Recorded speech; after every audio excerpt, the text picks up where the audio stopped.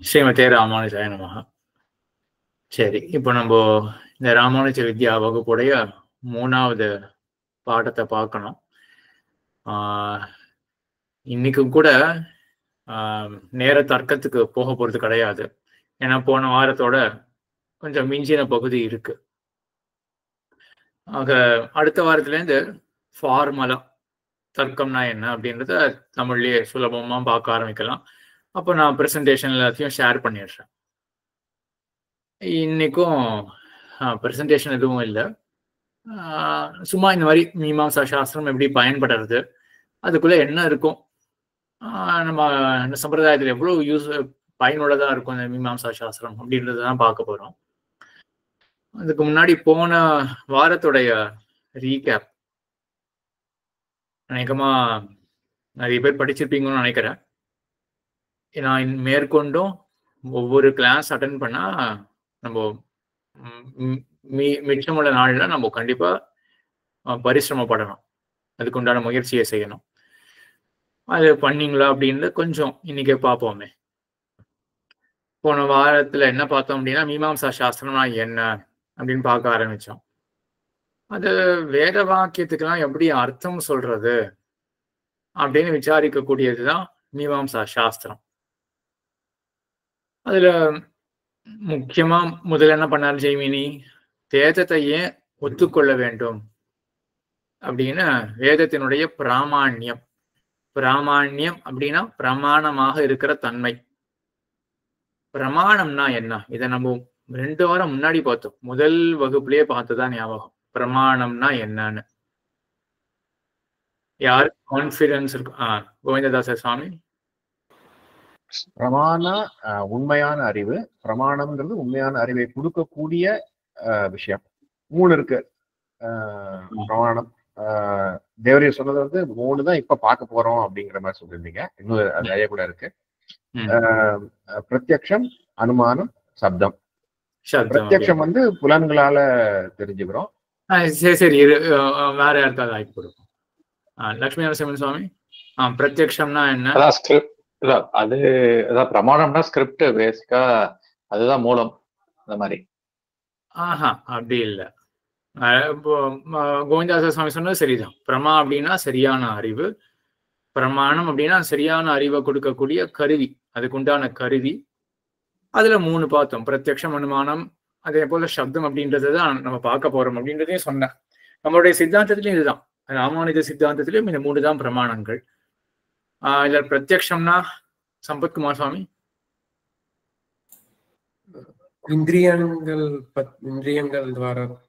இந்திரியங்கள் தான் பிரத்யக்ஷம். பிரத்யக்ஷம் என்னன்னா இந்திரியம் தான் பிரத்யக்ஷம். சரி, அனுமானம் அப்புறம் சப்தம்ன்றது அநேகமா கொஞ்சம் எல்லாருக்கும் தெரிஞ்சிருக்கும். அது கொஞ்சம் காம்ப்ளெக்ஸான சப்ஜெக்ட் கூட, இப்போதைக்கு அதுக்கு போக வேண்டாம். இந்த 3 தான் பிரமாணம். சரி, இப்போ வேதமானது பிரமாணம், அதுவும் சப்தம் தான். இப்ப வேதமானது சரியான அறிவை ஏற்படுத்துகிறது அப்படின்றத ஸ்தாபிக்கிறது ஜெய்மினி மகரிஷி. இதான் ஆரம்பத்துல மீமாம்சா அப்படின்ற சாஸ்திரத்தினுடைய ஆரம்பத்துல ஜெய்மினி மகரிஷி இதுதான் பண்ற. சரி, அதை பத்தி பார்த்துட்டு அதுக்கப்புறம் வாக்கியங்கள்னால ஒரு வாக்கியத்தை எப்படி நம்ம அனலைஸ் பண்ணணும், அங்கத்துவம் அப்படின்னு ஒரு கான்செப்ட் சொல்லியிருந்தது என்னன்னு எனக்கு தெரியல, ஞாபகம் இல்லை, அநேகமா சொல்லியிருக்க மாட்டேன் அப்படின்னு தான் தோன்றது. ஆனா ஒரு வாக்கியத்தை அனலைஸ் பண்றதுக்கு ஒரு 6 விதங்கள் உண்டு. ஸ்ருதி, லிங்கம், வாக்கியம், பிரகரணம், ஸ்தானம், சமாக்கியா. இதெல்லாம் கொஞ்சம் வேகா இருக்கும் இப்போ. ஆனா இதை பத்தியும் கொஞ்சம் போனதுல கொஞ்சம் டச் பண்ணியிருந்தோம். என்னென்னு, ஸ்ருதி அப்படின்னா டைரக்டா சொல்றது, இந்த மோட்டார் பைக்கை நீ வாங்கு அப்படின்னு டைரக்டா சொல்றது இருக்கு இல்லையா, அதான் ஸ்ருதி. லிங்கம், சாமர்த்தியம் அப்படின்றதையும் ஒண்ணு பார்த்தோம். ஆகையா அதனால நம்ம வேற ஒன்னே நம்ம புரிஞ்சுப்போன்றான் அந்த அர்த்தத்தை பார்த்தோம், சாமர்த்தியம், லிங்கம் அப்படின்னு. யாருக்காவது அந்த உதாரணம் ஞாபகம் இருக்கா? வேதத்தில் கொடுக்கப்பட்ட உதாரணம் வேற யாராவது சொல்லணும், இது வரைக்கும் சொல்லாதவர்கள். யார் கை தூக்கியிருக்கா? விமலா மாமி, என்ன மாமி? சரியா பிரிச்சிடு அப்படின்னு சொல்லும். ஆனா எதை பிரிக்கணும்னு அங்க தெரியாது இல்லையா. ஏன்னா அபிஸ்ங்கிறது நிறைய தேன், பால், தயிர், liquid as well as solid மாதிரி இருக்கு. எதை பிரிக்க முடியும்னா நம்ம ஒரு வார்த்தை சேர்த்துக்கிறோம் அதுல, கடினமான பதார்த்தத்தை பிரித்தெடு அப்படின்னு சொல்றோம். கடின பதார்த்தம் அவத்தியதி அப்படின்னு சொல்றோம். ரொம்ப சந்தோஷம். சரி, நல்ல ப்ரிப்பரேஷன் இதுதான். சரி, இந்த மாதிரி எஃபர்ட் போட்டுன்னு வந்துட்டீங்கன்னா எல்லாருமே இன்னைக்கு பாரு டிராஸ்டிக்கா குறைஞ்சி போயிடுது. கிட்டத்தட்ட 60 பேர் தான் இப்போதைக்கு சேர்ந்துருக்கா. ஆனா எல்லாருமே எஃபர்ட் போட்டீங்கன்னா கண்டிப்பா உங்களுக்கே தெரிய வரும். சில மாசங்கள்லயே உங்களுக்கு நல்ல ஆழமா நீங்க புரிஞ்சுக்கலாம் சம்பிரதாய கிரந்தங்கள்லாம். சரி, இதான் லிங்கம் அப்படின்றதனுடைய வாக்கியத்துக்கு. வாக்கியம்ன்றது ஒன்றும் பெருசா பார்த்த மாதிரி ஞாபகம் இல்லையா? வாக்கியம்ன்றது கூட பார்த்தோம் ஆக்சுவலா. ரங்கசாமி சாமி அடியே. வாக்கியம்ங்கிறது பிரமாணம். பிரேமயி ஜுஹு அப்படிங்கறத சொன்னோம் நம்ம. இந்த அதாவது இந்த பலாச மரத்தால ஆன பாத்திரத்தினால செய்யி அப்படின்னு சொன்னது. அந்த இந்த பைக்கை வாங்கி சொல்லல, அதான் அங்க வாசியே. இந்த பலாச மரத்தால இந்த பாத்திரத்தை நீ செய் அப்படின்னு சொன்னா அது நேர ஸ்ருதி, டைரக்ட் இதுவாயிடும் இல்லையா, வாக்கியம் ஆயிடும் இல்லையா. செய்தால் பாவம் வராது அப்படின்னு. எஸ்ஏ பரணமை பூர்வவதி நச பாபம் ஸ்லோகம் ஸ்ருணோதி, அது இருக்கணும், அந்த வாக்கியம் அப்படி இருக்கு. இப்ப என்ன அப்படின்னா நேர நீ இந்த பலாச மரத்தை கொண்டு இந்த பரணதா அப்படின்றத கொண்டு நீ ஜுகுவ பண்ணு அப்படின்னு வேகம் சொல்லல. பண்ணினாலும் கூட அது எப்படி இருக்கு அப்படின்னா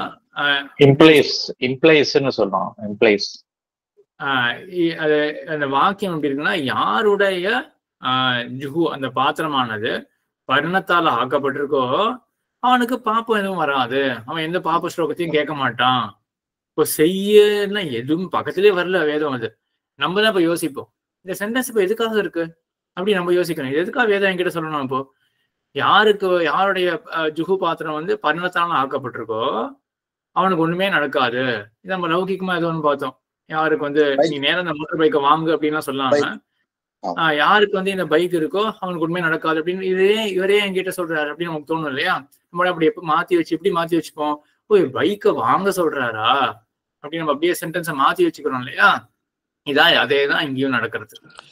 அநேகமா எல்லாருமே ரிலேட் பண்ண முடியும்னு நினைக்கிறேன். இப்போ இந்த லோக திருஷ்டாந்தத்திலேயே பாத்தீங்கன்னா ரொம்ப ரிலேட்டபிளா தான் இருக்கும். நம்ம லோகத்துல இந்த மீமாம்சா சாஸ்திரத்தை கொண்டு அது லோகத்து வாக்கியங்கள் தெரிஞ்சுக்கிறதுன்றது அதுவும் இருக்கட்டும். முக்கியமா அருளி செயல், ஆழ்வார் அருளி செயல்கள்லாம் பூர்வாச்சாரிய ஸ்ரீசுக்திகள் நம்ம நல்லபடியா புரிஞ்சுக்க முடியும். இப்படிதான் அனலைஸ் பண்ணணும் தெரிஞ்சுட்டோம். சரி, இதான் வாக்கியம் விஷயத்துல. அப்புறம் இப்போதான் வந்து நம்ம பிரகரணத்தை பத்தி பார்க்கணும். அதாவது பிரகரணன்றது வந்து கான்டெக்ஸ்ட். இந்த கான்டெக்ஸ்ட் என்ன பண்ணோம்னா நமக்கு இல்லாத ஒரு அர்த்தத்தை கொடுக்கும். சரி, இன்னைக்கு காலத்தால் தான் ஆக்சுவலா அமிச்சேன்னா இன்னைக்கு காலத்தாலயா இது என்ன பாட்டு, எந்த தந்தை மூத்தப்பன் 7 படி கால் தொடங்கி அதை போன வாரம் பார்த்துட்டோம்.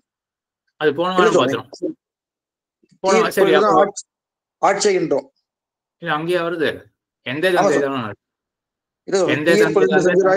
சக்கரத்தின் கோயில் பொறியாலே ஒற்று நின்று குடிகுடியா செய்யணும். சரி, அங்க வருது. சரி, அங்கேயும் வருது. நான் இடத்துல ஆட்சிக்கின்ற எந்த தந்தையிலையும் வருது. எந்த தந்தை 7 படி கால் தொடங்கி வந்து வழி ஆட்சிகின்றோம். அங்கேயும் ஆட்சிகின்றோம். அதையும் பார்க்கலாமே. போன வாரம் தீயில் பொழிகின்ற அப்படின்ற இடத்துல கொஞ்சம் கொஞ்சமா ஒவ்வொருத்தர் ஒவ்வொரு அம்சத்தை சொல்லணும். எவ்வளவு பேர் எவ்வளவு ஞாபகம் வச்சுருக்கான்னு பார்ப்போம். இது வரைக்கும் சொல்லாதவர்கள் இந்த தீயல் பொழிகின்ற அந்த பாட்டுல ஒரு சம்ஸ்கிருத பிரமாணத்தை எடுத்து ஒரு விசாரமானது செய்யப்பட்டது.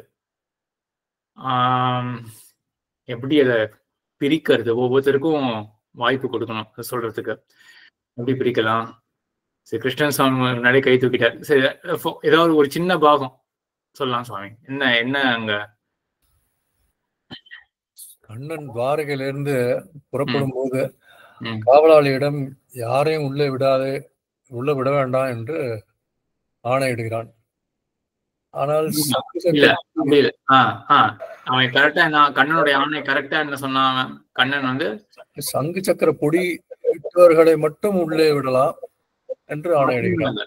சங்கு சக்கர பொறி ஒற்றி கொண்டவர்களை உள்ள விடலாம். அப்புறம் வேற என்ன சொன்னா அடுத்தது? அப்புறம் சங்கு சக்கர லாஞ்சனம் இல்லாதவர்களை உள்ளே விட வேண்டாம். இதான் இப்ப டைரக்டா இவ்வளவுதான் அந்த வாக்கியமானது தெரிவிக்கிறது. சக்கராங்கிதா பிரவேஷ்டவ்யா யாவத் ஆகமனம் யாவது ஆகமனம் ஆமா. சரி, இதான் வந்து கண்ணன் நேரம் சொல்லியிருக்கான்.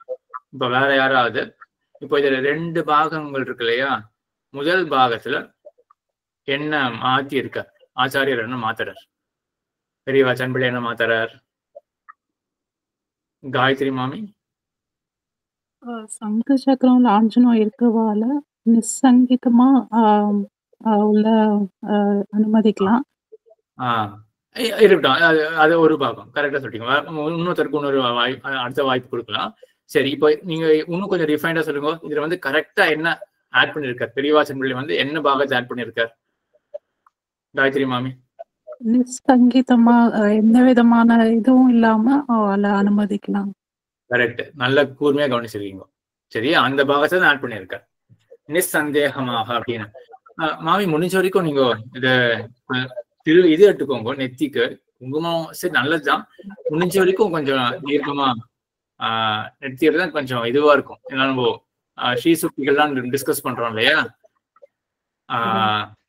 அப்படின்னு தோன்றது எனக்கு. இது ஒரு இதுவா சொல்லல, பாத்துக்கோங்க நீங்க. இதுவே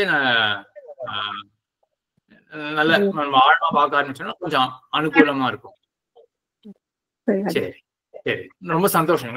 ரொம்ப அழகா புரிஞ்சு சொல்லியிருக்கீங்க. நல்ல இதெல்லாம் ஒவ்வொன்றுமே கஷ்டமான கான்செப்ட். எனக்கு ஆக்சுவலா ஆச்சரியமா இருக்கு. சாஸ்திரம் படிச்சு இதெல்லாம் புரிஞ்சுக்க வேண்டிய விஷயம் விஜயஸ்வர 2-3 கிளாஸ்ல வந்து நீங்க எல்லாம் ஆழமா எல்லாம் கிரகிக்கிறீங்க. ரொம்ப சந்தோஷமா இருக்கு. சரி, இப்போ நிசந்தேகமா அப்படின்ற இதை வந்து அவங்க ஆட் பண்ணிருக்காரு. அடுத்தது மாலினி அவன் கை தூக்கி இருக்கா. அடுத்த 2வது பாகத்துல அல்லாதாரை பாவபரிச்சை பண்ணி புகவ கடவது. அந்த மாதிரி சங்கு சக்கர லாஞ்சனம் இல்லாதவர்களை பாவ பரிச்சை பண்ணி புகவ கடவுதுன்னு சொல்லிருக்காங்க. சரி, அப்ப என்ன மாத்திருக்காருங்க ஆச்சாரியார்? இங்க வந்து அல்லாதவரை வந்து விட வேண்டாம்னு இருந்தத இங்க பாவ பரிச்சை அப்படியே மாத்திருக்காரு. சம்பந்தமாவே ஆச்சாரியார் மாத்திருக்காரு. விட வேண்டாம் அப்படின்னு சொன்னத பாவ பரீட்சை பண்ணி விட வேண்டும் அப்படின்னு மாத்திருக்கு. சரி, சரியா சொல்லிட்டீங்க. ரொம்ப சந்தோஷம். சரி, இப்போ வந்து இதெல்லாம் இப்போ ரிசர்ச்சே இருக்கு, ஆராய்ச்சி. ஏன் இப்படி சொன்னார்? எல்லாரும் கொஞ்சம் மியூட் பண்ணிக்கணும்.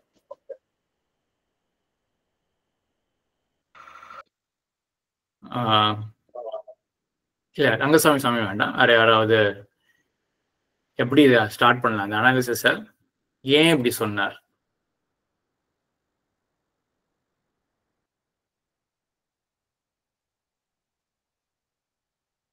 இது கொஞ்சம் கஷ்டம் இல்லையா?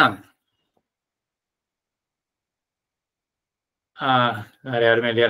ரங்கநாதன் சுவாமி அப்படின்னு ஒரு வார்த்தை சொல்லியிருந்தாலே போறோம், அடுத்த வார்த்தை அதுலயே கிடைச்சிருக்கு. ஆனா 2 டீமே சொன்னார். ஏன் 2 வாக்கியமும் சொல்றாரு? அதாவது இவாளை மட்டும் விடலாம்னு சொன்னாலே போறோம், மற்றவாளை விட வேண்டாங்கிறது கிடைச்சிடும். ஆனா அதையும் சேர்த்து தெரிவிச்சிருக்கா. அதனால ஏன் தெரிவிச்சா அப்படிங்கிறதுல இருந்து தொடங்கி யோசிக்கிறேன். இதான் இப்போ ஆராய்ச்சியே. இப்போ சங்க சக்கர லாஞ்சனம் பெற்றவர்களை உள்ளே விடு அப்படின்னு குறிப்பிட்டு அவர்களை உள்ளே விடு அப்படின்னு சொன்னாரு. அப்போ மற்றவர்களை உள்ள விடக்கூடாதுன்னு தன்னிடையே தெரிஞ்சிருது. அப்ப எதுக்காக கண்ணன் மறுபடியும் மற்றவர்களை உள்ள விடாதேன்னு தனியா ஏன் சொல்லறான்? சரியா, இங்கதான் ஆராய்ச்சி ஆரம்பம். இதுக்கு மறுபடியும் கொஞ்சம் கஷ்டம். இப்போ இந்த மீமாம்சா சாஸ்திரத்துல ஒரு உதாரணம் பார்த்தோம். என்னன்னு ஹிண்ட் கொடுக்குறேன். ராதா மாமி சோம யாகம்னு சொல்லிட்டு இது பண்றாங்க. ஷோடசி கிரகணம் அது பண்ணினா அதிகமான பலன் கிடைக்கும் அப்படின்றது யாகம் பூர்த்தி ஆகும்னு இதுவா இருக்கு. பண்ணா விட்டாலும் மற்ற அங்கங்களினால் பலன் கிடைக்கும். ஏதோ ஓரளவு புரிஞ்சு மற்ற அங்கங்களினாலும் பலன், மற்ற அங்கத்தை வச்சுட்டு பலன் கிடைக்கும். இது பண்ணலனாலும். சரி, ராதமாமி எல்லாம் கரெக்டா சொல்லிட்டு ஆக்சுவலா எல்லா அம்சங்களும் கரெக்டா வந்துடுது. இப்போ ஆனா இந்த சுவாமி எல்லாரும் மீட் பண்ணிக்கணும், எல்லாரும் மீட் பண்ணி மறுபடியும் ராதாவாமி கை தூக்கியிருக்கா. இது ஏதாவது சரியா சொல்லணுமா? ஆனா மாமி நீங்க சொன்னது எல்லாமே கரெக்டா பர்ஃபெக்டா சொல்லிட்டீங்க. இல்ல அடியன் சுவாமி கையெல்லாம் தூக்கல, அது கட் பண்ணினே அது இதுவாயிடுச்சு வேற ஒண்ணு. சரி சரி சரி சரி இதுக்கு ஆக்சுவலா கொஞ்சம் கஷ்டமான விஷயம் தான். ராதாவாமி சொன்னது வந்து பர்ஃபெக்டா சொல்லியிருக்கா. இது இன்னும் ரிஃபைன்ட் என்ன சொல்லணும் அப்படின்னா, இப்ப இந்த சோமயாகத்துல என்ன சொல்லியிருக்கு, ஷோடசி அப்படின்னு ஒண்ணு பாத்திரம் இருக்கு இல்லையா, அதை வச்சுட்டு ஹோமம் பண்ணு அப்படின்னு சொல்றது. மறுபடியும் வேதம் என்ன சொல்றதுன்னா, அதை வச்சு ஹோமம் பண்ணாத அப்படின்னு சொல்றது. பண்ணுன்னு ஹோமத்தை பண்ணுன்னு சொல்றது, ஹோமத்தை அது கொண்டு பண்ணாத அப்படின்னு சொல்றது. இப்போதான் நம்ம இங்க ஆராய்ஞ்சு பார்த்தோம். வேதம் வந்து உன்னை பண்ணு அப்படின்னு சொன்னோம்னா என்ன அர்த்தம்? அதுக்கு யாகத்தை பண்ணு அப்படின்னு கேட்ட உடனே நம்ம யாகத்தை பத்தி என்னன்னு புரிஞ்சுப்போம், யாகத்துல என்ன தன்மை இருக்குன்னு புரிஞ்சுப்போம். இது கொஞ்சம் சூக்ஷ்மமான விஷயம். மாலதி மாமி வேண்டாம், சீதாராம சுவாமி. அதோட பலன் வந்து நல்ல பலன் கொடுக்கறது. இதுதான் தெரிஞ்சுக்கணும் நம்ம. அப்ப வேதமானது யாகத்தை பண்ணு அப்படின்னு சொன்னாலே நம்ம என்ன தெரிஞ்சுப்போம்னா, யாகமானது நன்மையை கொடுக்கும் அப்படின்னு தெரிஞ்சுப்போம். சரி, வேற யாராவது இப்போ வந்து சொல்லுங்க, இப்போ ஒரு செயலை பண்ணாதானே வேதம் சொல்றது, அப்ப இந்த செயல என்ன தன்மை இருக்கிறதா தெரிஞ்சுப்போம். கோபாலன் சாமி. அதை பண்ணாதேன்னு சொல்லச்ச, அதை பண்ணாம விட்டாலும் மற்ற அங்கங்கள்னால பயன் கிடைக்கும் நமக்கு. அது நேரம் இங்க தெரிஞ்சுக்க மாட்டோம். பொதுவா இப்போ உள்ளி பூண்ட சாப்பிடாத அப்படின்னு வேதம் சொல்றது, இதை பண்ணாத அப்படின்னு வேதம் அங்க சொல்லும் பொழுது நம்ம என்ன தெரிஞ்சுப்போம், அங்க தீமை ஏற்படுறது, அப்ப நம்ம செய்தோமே என்றால் தீமை ஏற்படும் அப்படின்னு பொதுவா நம்ம தெரிஞ்சுப்போம்.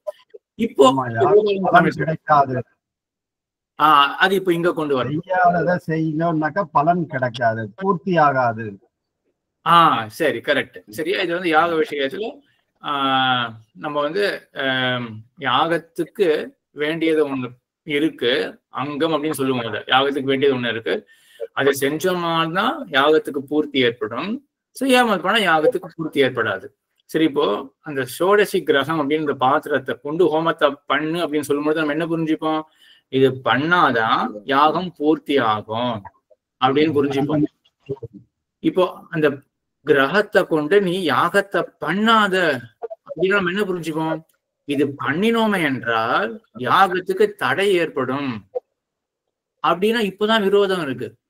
நான் ஷோடசி கிரகத்தை வச்சுட்டு அந்த பாத்திரத்தை வச்சுட்டு ஹோமம் பண்ணா யாகம் பூர்த்தி ஆகும், அதை வச்சுட்டு பண்ணா யாகம் தடைப்படும். இது விரோதம் தானே. ஒரே ஒரு செயலானது யாகத்துக்கு பூர்த்தியை கொடுக்கும், யாகத்துக்கு தடையும் ஏற்படுத்தும்னா சரி வரல இல்லையா. இப்ப மீமாம்சக்காரன் போய் என்ன யோசிக்கிறாங்க என்றால், அப்போ கோவிந்ததாச சுவாமி ஏதாவது கேள்வி இருக்கா? கேள்வி கேட்கறீங்கன்னு நினைச்சு நான் கைது. அப்படியா, சரி சரி. யாகத்துக்கு கேள்வி வச்சுக்கலாமா? ராஜேஸ்வரமாமா ஏதாவது கேள்வி இருக்கா?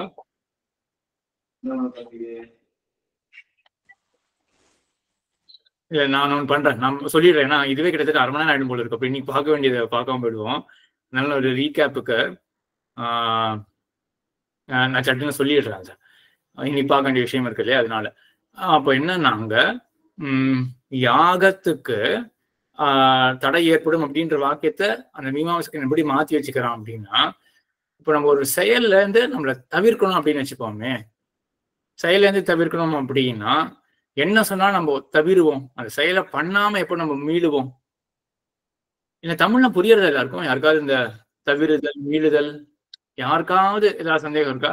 தீங்கு விளைவிக்கும். பண்ணினா கெடுதல், என்னது பண்ணினா தீங்கு நல்லது இல்ல அப்படின்னு சொல்ற மாதிரி. சரி, பணியா தீங்கு நல்லது இல்லை, அதுதான் கரெக்ட் தான். இல்ல நான் தமிழ் பத்தி கேட்கிறேன். இப்ப மீளுதல் அப்படின்னா யாருக்காவது சந்தேகம் இருக்கா? மீட்சினா என்ன, மீளுதல் அப்படின்ற வார்த்தை என்னன்னு புரியலையே அப்படின்னு யாருக்காவது இருக்கா? அப்ப எல்லாருக்குமே மீளுதல்னா என்னன்னு தெரிஞ்சிருக்குன்னு நான் நினைக்கிறேன். சரி, அப்போ அந்த தமிழ் லாங்குவேஜ் நாலேஜ் இருந்தாலே போதும், நல்லதுதான். சரி, இப்போ என்னன்னா இப்போ வந்து அப்ப எப்படி நம்ம தவிருவோம்? இது வந்து யாகத்தை பண்ணா நம்ம இது இந்த செயலை பண்ணா நமக்கு ஒரு தீமை அப்படின்னு நினைச்சா நம்ம தவிர்ந்துடுவோம். சரி, ஆனா இப்ப அந்த மாதிரி இங்க நம்ம அர்த்தத்தை கொள்ள மாட்டோம். சோடசி கிரகம் அப்படின்ற பாத்திரத்தை பண்றதுனால தீமை அப்படின்ற அர்த்தத்தை நம்ம கொள்ள மாட்டோம். அதனால நம்ம என்ன சொல்லி ஆகணும், இங்க வேதம் ஏதோ நமக்கு புரிய வைக்கிறது, அதை புரிஞ்சுட்டா நம்ம இந்த சோடசி கிரகம் அப்படின்றத நம்ம கைப்பற்றவே மாட்டோம். புரியுதா? கொஞ்சம் இப்ப நான் டேரக்டா கேள்வி கேட்டுட்டு அந்த பதில் வந்தாலே உங்களுக்கு புரிஞ்சிருது அப்படின்னு அர்த்தம். சரி, அப்போ நம்ம இப்படி இருக்கும் பொழுது, இந்த சிச்சுவேஷன் இருக்கும் பொழுது, மறுபடியும் சிச்சுவேஷனை கொஞ்சம் சம்மரைஸ் பண்றேன்.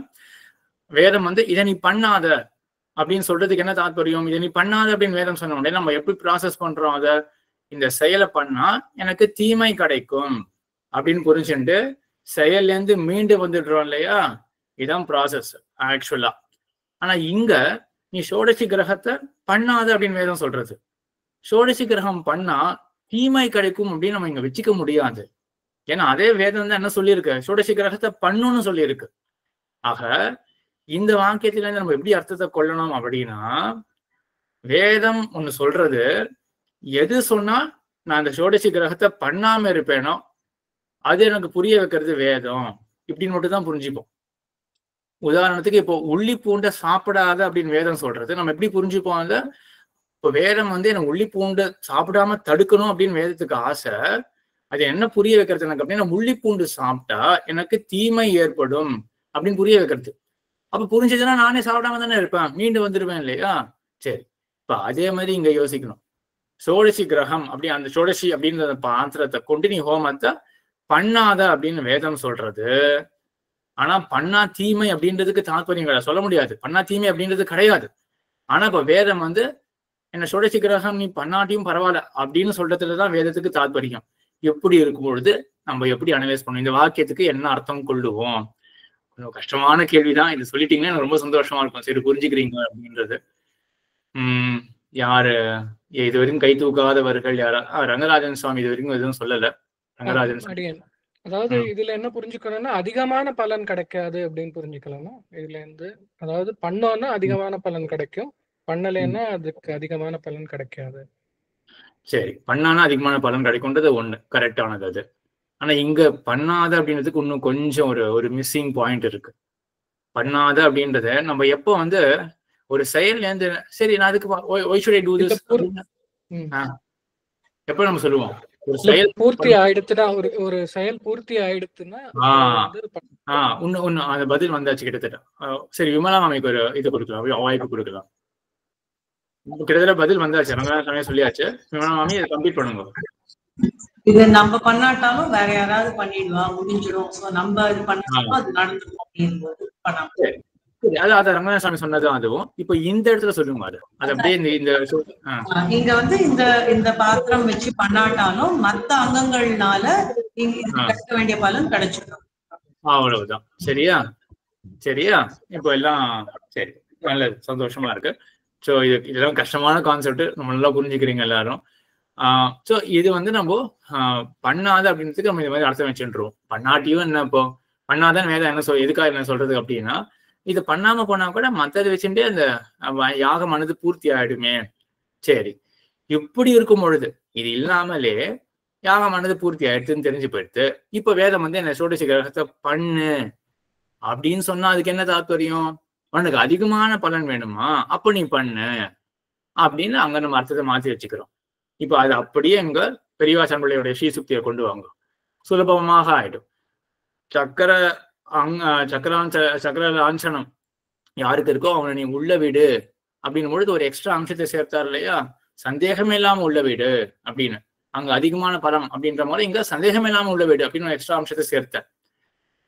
மற்றவனை உள்ள விடாத அப்படின்றது பொழுது என்ன சொன்னாருங்க? அங்க என்ன ஆச்சு? சோடசி கிரகம் பொறுத்தவரையிலும் மற்ற அங்கத்தினாலே யாகம் பூர்த்தி ஆயிடும் அப்படின்னு அப்படியே மாத்தி வச்சுட்டா மாதிரி இங்க என்ன மாத்தி வச்சுட்டார்?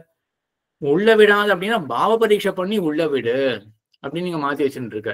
இதுக்கு மேல இருக்கக்கூடிய சிமிலாரிட்டிஸை நீங்களே இந்த ஆடியோ வீடியோ அதை மறுபடியும் கேட்டு இன்னும் உங்களுக்கு ஒரு எக்ஸசைஸா எடுத்துக்கோங்க. இன்னும் சிமிலாரிட்டிஸ் கண்டிப்பா நம்ம உங்களால அனலைஸ் பண்ண முடியும்.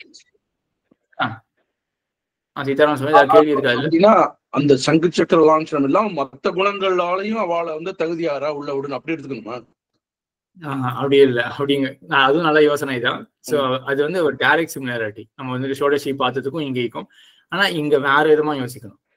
நீங்க யோசிச்சுட்டு வாங்கலேன், இது ஒரு எக்ஸசைஸா எடுத்துக்கோங்க. இப்போ சீதாராம சுவாமி சொன்னது வந்து சரியா இருந்தாலும் இங்க வந்து பொருந்தலை. நம்மளுடைய அந்த பெரியவாசனுடைய இது அந்த அந்த வாக்கியங்களுக்கு அது பொருந்தலை இல்லையா? வேற மாதிரி யோசிச்சுட்டு கொண்டு வரலாம். ஒரு எக்ஸசைஸா எடுத்துக்கோங்க எல்லாரும். சரி, ரங்கநாத சுவாமி கேள்வி இருக்கா? அடியன் ஒரே ஒரு கேள்வி. அதாவது ஃபர்ஸ்ட் முதல் எக்ஸாம்பிள்ல நம்ம பார்த்தது விரோதம் ஏற்பட்டது இல்லையா? நம்ம ஷோடசி பாத்திரத்துல பண்ணாதங்கிறதுல பண்ணாதங்கிறதுல விரோதம் ஏற்பட்டது. ஆனா இந்த 2 ஸ்டேட்மெண்ட்லயும் விரோதம் இல்லையே. கரெக்ட். செகண்ட் ஸ்டேட்மெண்ட் நெசசரி இல்ல, ஆனா அது ஃபர்ஸ்ட் ஸ்டேட்மெண்ட் விரோதமா இல்லையே. ஆனா நம்ம எப்படி மாத்திக்க முடியும்? இப்போ இது வந்து இப்போ மாற்றத்துக்கு, இப்போ வாக்கியத்தை மாத்தி வச்சுக்கிறதுக்கு விரோதம் மட்டும்தான் காரணமா? ஷோடசி விஷயத்துல ஸ்பஷ்டமாக இருக்கு, அது விரோதமாக இருக்கே, நான் எப்படியாவது மாத்திட்டு தான் ஆகணும் அப்படின்னு அங்க மாத்தின்ட்டு. இங்க வெறும் விரோதம் மட்டும் காரணம் கிடையாது மாத்தி வச்சுக்கிறதுக்கு, பயனே இல்லையே அப்படின்னு நம்ம யோசிச்சாலும் நம்ம வாத்தியத்தை மாத்தி தானே வச்சுப்போம். இது சொல்லி ஒரு பயனே இல்லையே, அப்ப எதுக்காக சொல்றது? அப்ப ஏதோ வேற ஏதாவது தாத்பரியம் இருக்கணுமே அப்படின்னு நம்ம மாத்தி வச்சுக்கலாம் இல்லையா? அதான் இங்க திருப்பல்லாண்டுல நடந்திருக்கு. கோவிந்ததாச சுவாமி கேள்வி இருக்கா? சுவாமி விரோதம் இல்லைன்னு எப்படி சுவாமி சொல்றது? இப்ப இது விரோதம் இல்லையா? அதாவது சக்கரப்பொறி ஒத்தி கொண்டவங்களை உள்ள விடணும்னு சொல்றாரு. இங்க சக்கரப்பொறி அதுக்கு டைரக்ட் அர்த்தம் வந்து சக்கரப்பொறி ஒத்தி கொள்ளாதவங்களை உள்ள விடக்கூடாதுங்கிறது தான். ஆனா வியாக்கியானத்துல வந்து சக்கரப்பொறி ஒத்தி கொள்ளாதவங்கள பாவபரீட்சை பண்ணி விடுன்னு சொல்றது அது விரோதம் தானே? அந்த கேள்வி இல்ல. ரங்கநாத சுவாமி கேக்குறது என்ன அப்படின்னா, நம்ம ஏன் வந்து பெரியவாச்சன் பிள்ளை அர்த்தத்தை மாத்தி வச்சுக்கிறார்? அந்த மூலத்துல கண்ணன் சொன்ன வாக்கியத்துல ஏதாவது விரோதம் இருக்கா? ஒரு விரோதமும் இல்லையே அப்படின்னு கேக்குறார். புரியுதா? புரியுறது இல்லையா? சரி, எல்லாருக்கும் கேள்வி நல்ல கேள்வி, பதிலும் புரிஞ்சது எல்லாருக்கும். யாருக்காவது பதில் இல்ல? நம்ம ஏன் வந்து வாக்கியத்தை மாத்தி வச்சிருந்தோம்? சரி, வேற யாராவது பதில் சொல்லுங்க. நான் சொன்னதை வந்து அனுவாதம் பண்ண முடியுமா? அதை ரிப்பீட் பண்ண முடியுமா? நான் என்ன பதில் சொன்னேன்றத அட்டெண்ட் பண்றேன். இங்க வந்து டைரக்டா அதிகமான பலன் என்பது கோபாலசாமி விஜய் யாரு? விஜய் விஜய் ராகவன் மாமா பையன். அப்படியா? அடியன் சரி. அடியன் கோபாலசாமி மற்றவர்களுக்கு வாய்ப்பு கொடுக்கலாம். விஜய் சாமி கை தூக்கி திருமணம் இருக்கு இல்லையா? இட்டு இருக்கேன். எனக்கு அந்த முதல்ல வீடியோல வந்தேன், அப்புறம் பிரேக் ஆச்சு, அதனால திருப்பி வாய்ஸ் மட்டும் வந்துட்டேன். அப்படியா? சரி சரி, வீடியோலயே வரலாம். क्वेश्चन ஆன்சர் பண்ணும்போது வீடியோலயே வரலாம். இட்டு இருக்கேன். அப்படியா? சரி. அந்த அதான் அது இதுல வந்து டைரக்டா விரோதம் இல்லைனாலும் ஒரு அன்னெசரி ஸ்டேட்மெண்டா இருக்குங்கிறதுனால அத வந்து எக்ஸ்பிளைன் பண்றதுக்காக வருவாரு. சரியா? இதாங்க பதில். ஸோ நம்ம சென்டென்ஸோடைய அர்த்தத்தை மாற்றி வச்சுக்கிறதுக்கு விரோதம் மட்டும் காரணம் கிடையாது, ரிடண்டன்சி அந்த மாதிரி ஒரு தேவையில்லையே அப்படின்றதும் நம்ம மாற்றி வச்சுப்போம் அதனால. சரி, ஸோ இப்போ மேற்கொண்டு நம்ம பார்ப்போம். இன்னைக்கு வருவோம், இந்த பாட்டுக்கு வருவோம். இப்போ தந்தை தந்தை தந்தை அப்படின்ற பாட்டுல பார்த்தீங்கன்னா ஆட்செய்கின்றோம் அப்படின்னு பாட்டுல வருது. ஆட்செய்கிறதுனா என்ன? கைங்கரியம் பண்றது. இது பொதுவா இருக்கு. கைங்கரியம் பண்றதுன்றது வந்து பொதுவா இருக்கு. ஆனா பெரியவாச்சன் பிள்ளை என்ன பண்றாரு, என்ன வியாக்கியானம் பண்றார்? திருப்பல்லாண்டு அப்படின்னு ஸ்பெசிபிக்கா எடுத்து வியாக்கியானம் பண்றார். பொதுவா இருக்கக்கூடிய அந்த கைங்கரியம் ஆட்செய்தல்னா கைங்கரியம் பண்றது, அத ரொம்ப ஸ்பெசிபிக்கா திருப்பல்லாண்டு ஆகிற கைங்கரியம், திருப்பல்லாண்டு பாடுறதும் ஒரு கைங்கரியம் தானே, ஸ்பெசிபிக்கா அந்த கைங்கரியம் தான் அர்த்தம் அப்படின்னு சாதிக்கிறார். சரி, ஏன் இப்படி பண்றாரு அப்படின்னா வாக்கியம் அதையே நம்ம ஒரு பிரமாணமாக கொள்ளலாம். ஏன்னா இதே வாக்கியத்துல மேல என்ன இருக்குன்னா, எந்த தந்தை தந்தை அப்படின்ற பாட்டு அநேகமா எல்லாருக்கும் தெரிஞ்சிருக்கும். என்ன வருது? எந்த தந்தை தந்தை தந்தை தான் மூத்த வழியாள் செய்கின்றோம் திருவோண திருவிழாவில் அப்படின்னு ஆரம்பிச்சு பந்தனை தீர பல்லாண்டு பல்லாயிரத்தாண்டு என்று பாடுதுமே அப்படின்னு வருதா. இதே வாக்கியத்துல மேற்கொண்டு பல்லாண்டு பாடுறதை பத்தி பிரஸ்தாவம் வருது. ஆகையினால என்ன தெரியறதுன்னா எல்லாத்தையும் சேர்த்து வச்சு பார்த்தோம்னா இங்க பொதுவா இருக்கிற அந்த ஆட்செய்தல் அப்படின்றது இருக்கு இல்லையா, அது எப்படிப்பட்ட ஆட்செய்தல் அப்படின்னா பல்லாண்டு பாடுகிற ஆட்செய்தல் அப்படின்னு அந்த வாக்கியத்திலேருந்தே தெரிகிறது. அதனால நம்ம ஆச்சரியர் அந்த மாதிரி வியாக்கியானம் பண்றோம். சரியா? இப்ப இதுலயே பிரகரணம் கான்டெக்ஸ்ட் அப்படின்றது கொண்டு வருவோமே. மொத்த 12 பாட்டுல வந்து பல்லாண்டு அப்படின்னு தானே போயிட்டே இருக்கு. எந்த தந்தைன்றது வந்து 5ஆம் பாட்டுன்னு நினைக்கிறேன். இப்ப இந்த பாட்டுல ஒருவேளை பல்லாண்டு அப்படின்ற சொல்லே இல்லைன்னு வச்சுக்கோமே.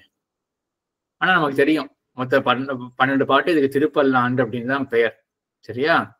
இப்போ கான்டெக்ஸ்ட் என்ன அப்படின்றது நமக்கு தெரியும். இந்த கான்டெக்ஸ்ட் இருக்கும் பொழுது இப்ப ஆழ்வார் வந்து ஆட்செய்தல் அப்படின்னு சொல்றார். நமக்கு ஒண்ணு என்ன தோணும், அந்த வாக்கியத்துல பல்லாண்டு பாடுறது இருக்கணும்னு கூட அவசியம் கிடையாது. இந்த கான்டெக்ஸ்ட் வச்சே நம்ம புரிஞ்சுப்போம் இல்லையா, அதுக்குதான் பிரகரணம் அப்படின்னு பெயர். கொஞ்சம் சுலபமா தான் இருக்கும் அப்படின்னு தோன்றது. சரி, இதுல வந்து நம்ம இப்போ மீமாம்சா விஷயம் ஒண்ணு சுவாரஸ்யமான ஒரு விஷயம் பார்ப்போம். யாகத்துல புரோடாசம் அப்படின்னு ஒண்ணு பண்ணணும். இட்லியோ தோசை மாதிரி இருக்கும். இட்லி தான், இட்லி மாதிரி இருக்குன்னு வச்சுக்கோமே. அந்த புரோடாசம் பண்றதுக்கு நமக்கு என்ன வேணும்னா ஏதோ ஒரு நெல்லால பண்ணணும். அந்த தானியத்தை வச்சுட்டு ஏதோ ஒரு தானியத்தை வச்சுட்டு பண்ணணும். அந்த தானியம் வந்து அரிசி அப்படின்ற நெல் அப்படின்ற தானியம் அப்படின்னு சொல்லிட்டே வருது வேதம். இப்போ நெல்லுக்கு புரோக்ஷணத்தை பண்ணு அப்படின்னு சொல்றது. நெல்லுக்கு புரோக்ஷணத்தை பண்ணு அப்படின்னு சொல்லித்தனா வேதம். நமக்கு என்ன நெல்லுன்னு தோணும்?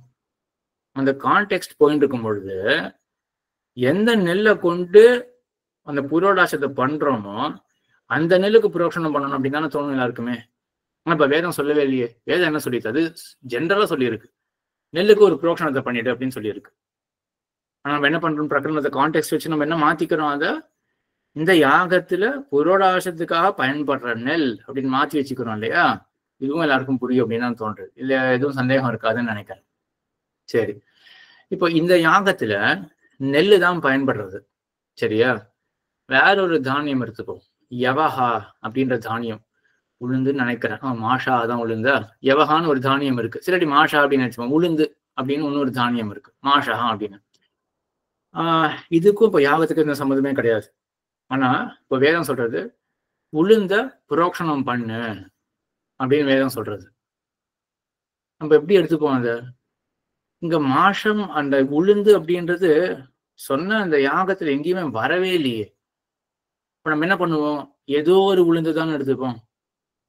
ஏதோ ஒரு உளுந்தை எடுத்துட்டு அப்புறம் என்ன யோசிப்போம், சரி அப்ப எதுக்காக நான் புரோக்ஷணம் பண்றேன்? வேதம் புரோக்ஷணம் பண்ணு அப்படின்னு சொல்றது. எதுக்காக புரோக்ஷணம் பண்ணணும்? இப்போ புரோக்ஷணம் பண்ணனா அப்ப எனக்கு ஒரு நன்மை கிடைக்கும், சொர்க்கம் கிடைக்கும் அப்படின்னு வச்சுப்போமே. புரோக்ஷணம் பண்ணா எனக்கு வந்து ஏதோ ஒரு நல்ல பலன், சொர்க்கம் அப்படின்ற பலன் கிடைக்கும் அப்படின்னு யோசிப்போமா? எதுக்காக நான் புரோக்ஷணத்தை பண்றேன் அப்படின்னு ஒரு கேள்வி வந்ததுன்னா எது வந்து நம்மளுடைய பதிலாக இருக்கும்? மறுபடியும் சொல்லட்டா என்ன சிச்சுவேஷன் என்ன அப்படின்னு மறுபடியும் சொல்லட்டா, ஒரு யாகம் போயின்னு இருக்கு. ஏதோ ஒரு பேர் கொடுப்போமே அந்த யாகத்துக்கு, ஜோதிஷ்டோம யாகம் அப்படின்னு ஒரு யாகம் போயிட்டு இருக்குது. அதுல வந்து ஜோதிஷ்டோம யாகத்தை புரோடாசம் இல்லை, ஏதோ ஒரு யாகம் வச்சுப்போமே, அதுல வந்து புரோடாசத்தை பண்ணு அப்படின்னு சொல்லிட்டு இருக்கு. அந்த இட்லியை எப்படி பண்ணணும் அப்படின்னா அரிசி நெல்லை கொண்டு இட்லியை பண்ணிடு அப்படின்ட்டு தான் சொல்லிகிட்டே வந்துட்டு இருக்கு வேதம். இப்போ வந்து உளுந்துக்கு புரோக்ஷணத்தை பண்ணு, ஒரு கைப்பிடி உளுந்து எடுத்துக்கோ, அதுக்கு புரோக்ஷணத்தை பண்ணு அப்படின்னு சொல்றது. முன்னாடி என்ன பார்த்தோம், கைப்பிடி நெல் எடுத்துக்கோ புரோக்ஷணத்தை பண்ணு அப்படின்னு சொன்னோடனே நம்ம என்ன புரிஞ்சுட்டோம், ஓ புரோடாசத்துக்கு பயன்படுத்துற நெல் இருக்கு இல்லையா, அதை புரோக்ஷணம் பண்ணுன்னு வேதம் சொல்றது. வேதம் இவ்வளவு சொல்லித்தானே, வேதம் நெல்லுக்கு புரோக்ஷணம் பண்ணி இவ்வளவு தான் சொல்லிட்டு. ஆனா நம்ம அப்படியே நல்லா ஆட் பண்ணிட்டோம், பிரகரணத்து கான்டெக்ஸ்டுவல் இன்ஃபர்மேஷனை கொண்டு அப்படியே ஆட் பண்ணிட்டோம். சரி, இப்போ உளுந்த புரோக்ஷணம் பண்ணு அப்படின்னு வேதம் சொல்றது. என்ன பண்ணுவோம், உளுந்து இந்த யாகத்துக்கு சம்பந்தமே இல்லையே, உளுந்துக்கும் இந்த யாகத்துக்கும். உளுந்த புரோக்ஷணம் பண்ணு அப்படின்னு சொன்னோடனே நம்ம என்ன பண்ணுவோம், ஏதோ ஒரு உளுந்து தான் எடுத்துக்கும், ஏதோ ஒரு உளுந்து, அவ்வளவுதான். அந்த கான்டெக்ட்லயே வரலையே, சரி வரல. இப்போ உளுந்துக்கு புரோக்ஷணம் பண்றது எதுக்காக? இப்போ போன இதுல பார்த்தோம்னா இப்போ நெல்லுக்கு புரோக்ஷணம் பண்ணுன்னு சொல்லியிருக்கலையா வேதம். நம்ம எப்படி புரிஞ்சுப்போம் அப்படின்னா, நெல்லை புரோக்ஷணம் பண்ண சொல்றது, புரோக்ஷணம் பண்ணிட்டு அந்த நெல்லால் நம்ம அந்த புரோடாசத்தை பண்ணணும், அதனால அப்புறம் யாகத்தை பண்ணணும், அப்பதான் யாகம் பலத்தை கொடுக்கும். புரோக்ஷணமே பண்ணாம நெல்லை வச்சு கூட இட்லியை அந்த புரோடாசத்தை பண்ண முடியும். அதுக்கப்புறம் அதை ஹோமத்துல அவிசா கொடுக்க முடியும். ஆனா அப்படி பண்ணா என்ன ஆகும்? பலன் கிடைக்காது. எப்ப பலன் கிடைக்கும்? புரோக்ஷணத்தை பண்ணிட்டு, நெல்லுக்கு புரோக்ஷணத்தை பண்ணிட்டு, அந்த நெல்லால புரோக்ஷணம் பண்ணப்பட்ட நெல்லால புரோடாசத்தை பண்ணிட்டு, அந்த புரோடாசத்தை ஹோமத்துல போட்டோமே என்றால் அப்போ பலன் கிடைக்கும். அப்போ எதுக்காக புரோக்ஷணம் பண்றோம் அப்படின்னா புரியறது இல்லையா? எதுக்காக புரோக்ஷணம் பண்ணணும்? பரம்பரையா அப்பதான் நமக்கு பலன் கிடைக்கும். இப்படி இருக்கு இல்லையா?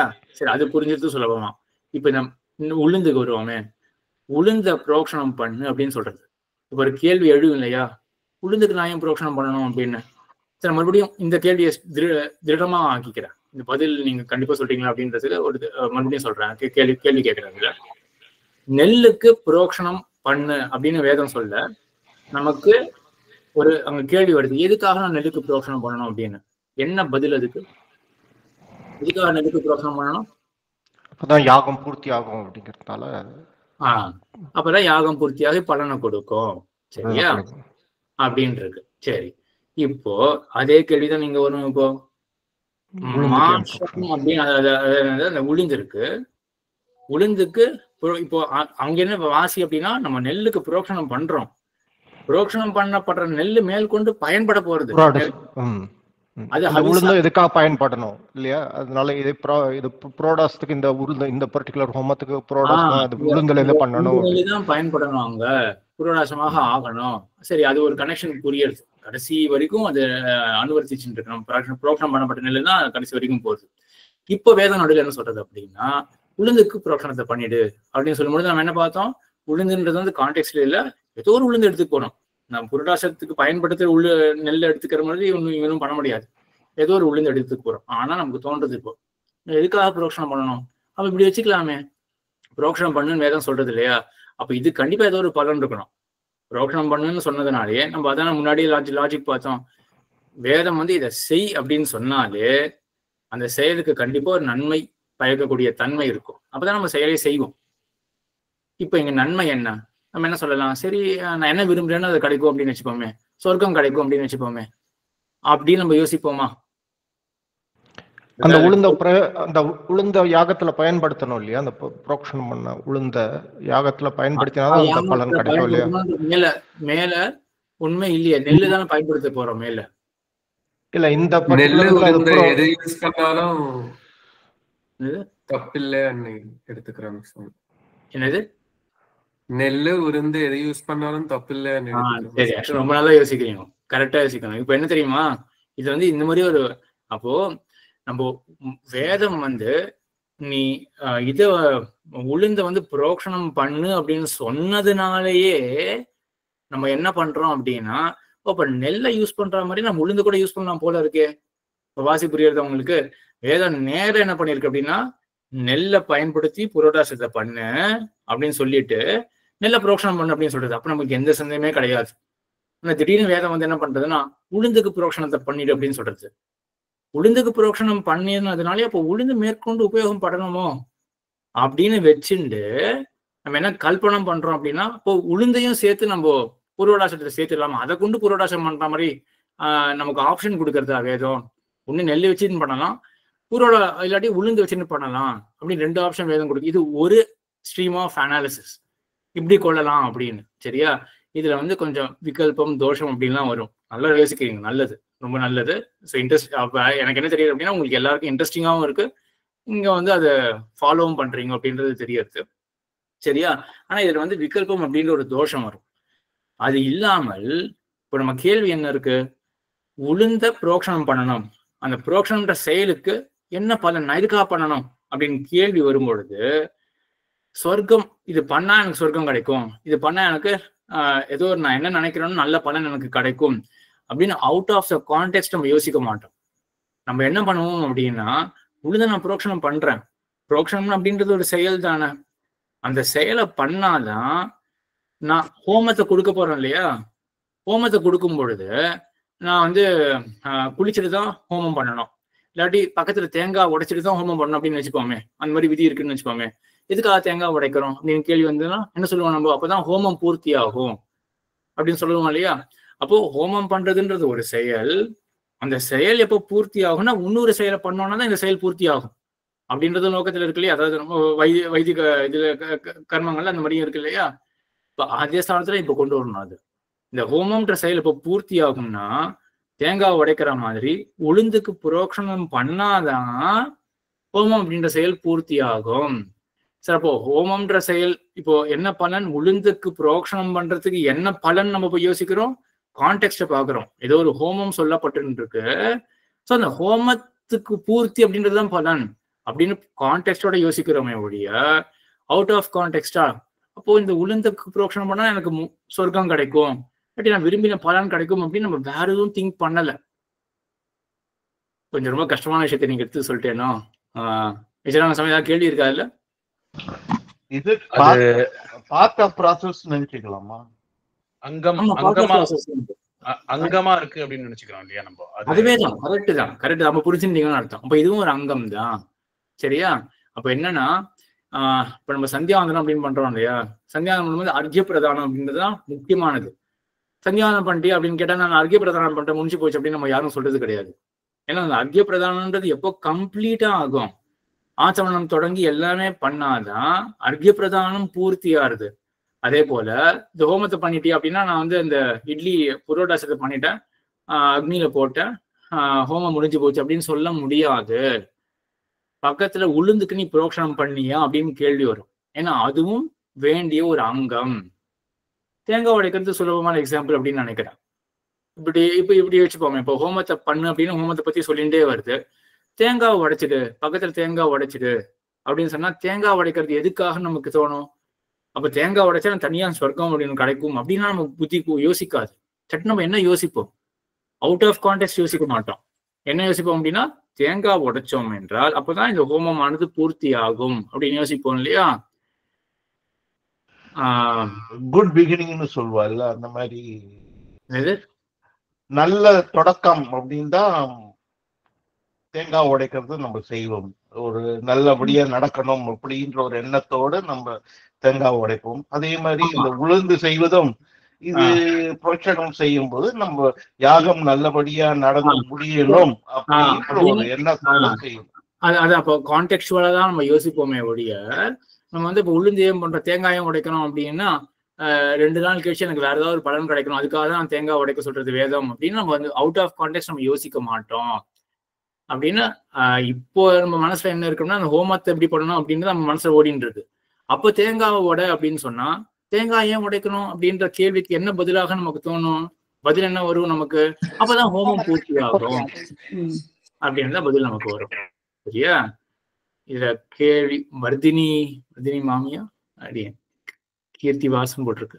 அடியன் வர்தினி மாமி அடியன் மியூட்ல இருக்கீங்கோ. என்னோட அண்டர்ஸ்டாண்டிங் கரெக்டா இருக்கான்னு கன்ஃபார்ம் பண்ணிக்கிறதுக்காக ஜஸ்ட் நான் அதை மட்டும் நீங்க சொன்னதை நான் ஜஸ்ட் ரிப்பீட் பண்ணிக்கிறேன். இதை எப்படி புரிஞ்சுக்கலாமா? இது வந்து ஒரு mandatory or important step for the immediate goal இல்லையா? எனக்கு இமீடியட்டா எனக்கு இப்போ நடக்க வேண்டியது இந்த யாகம் எனக்கு பூர்த்தி ஆகணும். ஆனா அதுக்கப்புறம் அந்த நான் கண்டினியூஸா பண்ணினேன்னா எனக்கு நல்ல ஸ்வர்க்கம் கிடைக்கும், அந்த பலன் கிடைக்கும் அப்படிங்கறத நான் அப்படி எடுத்திருந்தா கூட இமீடியட் கோலை நான் வந்து ரீச் பண்ணணும். அந்த ப்ராசஸோட இமீடியட் கோல். சாரி, என்னோட ஸ்கிரீன் ஷேர் ஆகுதா? யாரது லக்ஷ்மி பத்தி என்ன பண்றீங்க? யாரோ ஸ்கிரீன். ஓகே. சோ அப்படி நான் புரிஞ்சுக்கலாமா? ஒரு மேண்டேட்டரி ஸ்டெப், வேதம் சொல்ற மேண்டேட்டரி ஸ்டெப் ஃபார் இமீடியட் கோல்ல ரீச் பண்றது அப்படிங்கிற மாதிரி நான் அண்டர்ஸ்டாண்ட் பண்ணிக்கலாமா? அப்படி புரிஞ்சுக்கலாம். கரெக்ட் தான். அப்ப யாகம் வந்து பூர்த்தி ஆகுது, அப்புறம் யாகத்துக்கு ஒரு பலன் இருக்கும். ஓகே, சரியா? கரெக்ட் தான் புரிஞ்சுட்டு இருக்கீங்க. சரி, வேற யாராவது கேள்வி? ரங்கசாமி இதை கேள்வி இருக்கா? ஆமா சுவாமி, இப்போ நம்ம பொதுவா இது எப்படி கரெக்டா இருக்குமான்னு தெரியல. யாகம் நம்ம பண்றோம் அப்படின்னு சொன்னா வேதத்துல என்ன சொல்லியிருக்கோ சொன்னபடி பண்ணணும் அப்படிங்கறதுதான் நம்முடைய பிராதான்யமா இருக்கும் இல்லையா? அப்போ வந்து இது பலன் கொடுக்கும் பலன் கொடுக்காது இதெல்லாம் யோசிச்சு பண்றோமா? இல்ல யாகம் பண்ணணும் வேதத்துல என்ன சொல்லியிருக்கோ அதை பிரகாரம் பண்ணணும் அப்படிங்கறதாக பண்ணுவோம் அப்படின்றதுதான் நீங்க ஸ்ரீ வைஷ்ணவ சம்பிரதாயத்துல இருந்து அந்த மாதிரி கேக்குறீங்க. அதனால நமக்கு ஏன்னா நமக்கு வந்து மோட்சம் தான் பலன் அப்படின்னு நமக்கு தெரிஞ்சு போயிடுது, அந்த ஆட்டிடியூடோட நீங்க கேக்குறீங்க. ஆனா அந்த மாதிரி யாருமே பண்ண மாட்டான். ஒரு செயலை செய்யணும்னால யார் எப்போ என்ன செய்வான்? எனக்கு ஒரு நன்மை இருக்கு அப்படின்னு தெரிஞ்சாதான் அவன் ஒரு செயலையே செய்வான். ஆக யாகத்தை யார் பண்ணோன்னு இழியறது அப்படின்னா அதை பண்றதுக்கு வந்தாலுமே கூட அவர்களுக்கு என்ன வேணும் அப்படின்னா யாகத்துக்கு ஒரு பலன் இருக்கு அப்படின்னு. இங்கேருந்து 10 கிலோமீட்டர் சும்மா வேணா யாராவது ஓடுவானா? பலனே இல்லாம. அதனால என்ன பண்ணாலும் அது பலன் எதிர்பார்த்து தான் ஒருத்தன் செய்வானே. சரியா? விமலா மாமி என்ன கேள்வி இருக்கா? இப்ப இந்த உளுந்து புரோக்ஷனம் பண்றதுங்கிறது இதுல வந்து ஒரு மேண்டேட்டரி ஸ்டெப் மாதிரி ஆகுது இல்லையா? ஆமா. ஏன்னா முன்னாடி வந்து சொல்லும் போது அந்த சோடசி பாத்திரம் சொல்லிச்சு அது வச்சு பண்ணாட்டாலும் பலன் கிடைக்குன்னா அது இல்லாட்டாலும் நடக்கிறதுன்ற மாதிரி இருக்கு. மத்த அங்கங்களாகன்ற மாதிரி வருது. இப்ப இது மத்த அங்கங்கள் வச்சு இப்ப இதுவும் ஒரு அங்கமா இருக்குன்னு இப்ப இது மேண்டேட்டரி ஸ்டெப்பா இருக்கு. சரியா சொல்லிட்டு. ஆமா ஆமா ஆமா மாமி சரியா சொல்லிட்டான். ஆமா சரியா? இதுதான் வர்தினி மாமி இதேதான் சொன்னோம். கரெக்டு தான். நல்லா புரிஞ்சுட்டு இருக்கீங்க. கரெக்டு தான். சரி கோவிந்ததாச சுவாமி. இது புரியுது சுவாமி. ஆனா இப்போ அவர் சொன்ன சுவாமி வந்து ஏற்கனவே சொல்லும் போது உளுந்தாலையும் புரோடாசத்தை பண்ணிக்கலாமா அப்படின்னு அது ஒரு பாசிபிலிட்டின்னு சொல்றீங்க. அப்படியா இருந்தா நம்ம இஷ்டத்துக்கு எது வேணா அர்த்தம் பண்ணிக்கலாங்கிற மாதிரி ஆயிடும் சுவாமி. அதுக்காக அது நல்ல ஒரு அனாலிசிஸ் தாட் ப்ராசஸ். அது ஆனா கொஞ்சம் காம்ப்ளிகேட்டட். அதுல வந்து விகல்பம் அஷ்டதோஷம் அப்படிலாம் வரும். அது இப்போதைக்கு போக வேண்டாம். சரி நீங்க அது மாதிரி யோசிச்சிங்க அப்படின்றது ரொம்ப சந்தோஷம். நல்லா யோசிச்சிருக்கீங்க. ஆனா இப்போதைக்கு அது ஏன் நம்ம அந்த பட்சத்தை எடுத்துக்க மாட்டோம் அப்படின்னா அது வந்து விகல்பத்துல கொண்டு போய் சேர்க்கும் அப்படின்னு சில தோஷங்கள்லாம் இருக்கு. அது இருக்கட்டும். இப்போ நம்ம வந்து இந்த உளுந்து புரோஷனம் பண்றதுக்கு என்ன பலன் அப்படின்னு நினைப்போம் அப்படின்னா இப்ப இருக்கக்கூடிய கான்டெக்சுவலா இருக்கக்கூடிய அந்த ஹோமம் தான் பலன், அது பூர்த்தியாகிறது தான் பலன் அப்படின்னு யோசிப்போன்றது. சரி, இதான் அந்த கான்டெக்ட் விஷயமா வந்தது. இது பிரகரணம். அப்புறம் அடுத்தது நம்ம இதுக்கு போவோம்.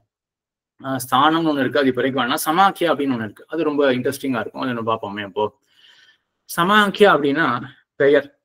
இந்த பெயரை வந்து ஒன்று இண்டிகேட் பண்ணும். இதுக்காக தான். அதாவது இப்போ எல்லாமே என்ன பண்றதுன்னா நெல்லுக்கு புரோக்ஷனம் பண்ணு இப்படின்னு மட்டும் தான் வாக்கியம் இருக்கு. ஆனா நம்மளே எப்படி அர்த்தம் வச்சுட்டோம், புரோடாசத்துக்கு பயன்படுற நெல்லுக்கு அப்படின்னு நம்ம எக்ஸ்ட்ராவா சேர்த்துக்கிறோம் இல்லையா?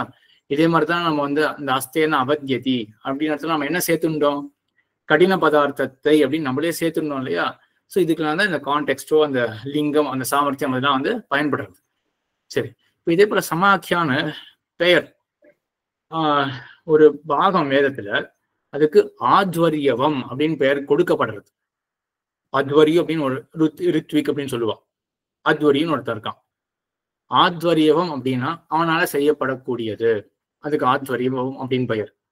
வேதத்தில் இருக்கக்கூடிய ஒரு பாகத்துக்கு அந்த பாகத்துல ஒரு பேஜ் எடுத்துக்கோமே, ஒரு பேஜ்ல 100 செயல்கள் இருக்கு. அதை பண்ணி இதை பண்ணு அப்படின்னு 100 செயல்கள் இருக்கு. அந்த பேஜுக்கு ஆத்வரியவம் அப்படின்னு பெயர் கொடுக்கப்பட்டிருக்கு. நமக்கு உடனே என்ன தோணும் அப்படின்னா, இந்த பேஜுக்கு ஆத்வரியவம் அப்படின்னு பெயர் கொடுக்கப்பட்டிருக்கிறதுனால அப்போ இந்த 100 செயல்களையும் அத்வரியு அப்படின்றவன் செய்ய வேண்டும் அப்படின்னு தோணும் இல்லையா? அந்த பேஜுக்கு ஆத்வரியம். இதுதான் வந்து நேரா அந்த மாதிரி வாக்கியமே இல்லையே. இந்த 100 செயல்களை அத்வரியு செய்ய கடவன் செய்வான் அப்படின்னு அங்க வாக்கியம் இல்லை. அதுதான் நம்ம பார்த்துட்டு இருக்கோம் எல்லா இடத்துலையும். கடினமான பதார்த்தத்தை கடினமான பதார்த்தத்தை வேதம் சொல்லல. அதே போலதான் இங்கேயும் இந்த 100 செயல்களை அத்வரியு பண்ணுவான் அப்படின்னு வேதம் சொல்லல. ஆனா பெயரை வச்சுட்டே நாம் முடிவு பண்றோம். இதுதான் வந்து சமாக்கியா அப்படின்னு பெயர். இது புரிஞ்சதா எல்லாருக்கும்? ஒரு பெயரை கொடுக்கறதுனாலயே நம்ம வந்து இப்படி வச்சுக்கோமே, ஒரு உற்சவம் நடந்துட்டு இருக்கு. உற்சவம் நடந்துட்டு இருக்கும் பொழுது டியர் சுவாமி வந்து நியமிக்கிறார் ஒவ்வொருத்தரையும். ஒருத்தருக்கு வந்து இவர் வந்து அவர் பார்த்து அர்ச்சகர் அப்படின்னு அவருக்கு ஒரு பெயர் கொடுக்கிறார். ஒரு உற்சவம் நடந்துட்டு இருக்கு. ஒருத்தருக்கு 100 சிஷ்யாள் இருக்கா. ஒரு சிஷ்யாளுக்கா ஒரு ஒரு எப்படி சொல்ற ஒரு பட்டம் மாதிரி ஒரு பட்ட பெயர் கொடுக்கும் பொழுது ஒருத்தருக்கு வந்து அர்ச்சகர் அப்படின்னு பெயர் கொடுக்குறார். பெயரை மட்டும் கொடுத்துருக்காரு. நம்ம என்ன புரிஞ்சுப்போம்?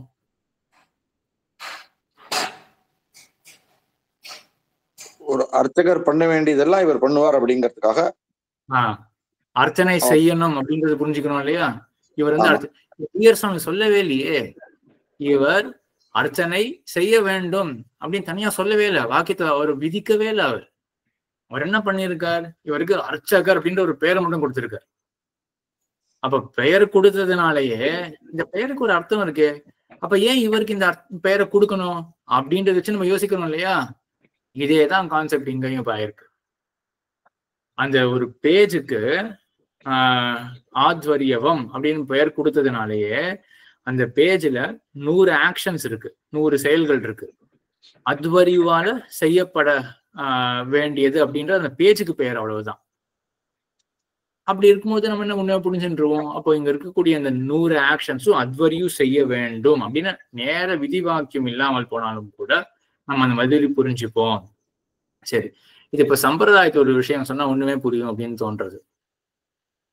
காவியம் ராமாயணம் கிருஷ்ணம் சீதாயாக சரிதம் மகத்து அப்படின்னு இருக்கு.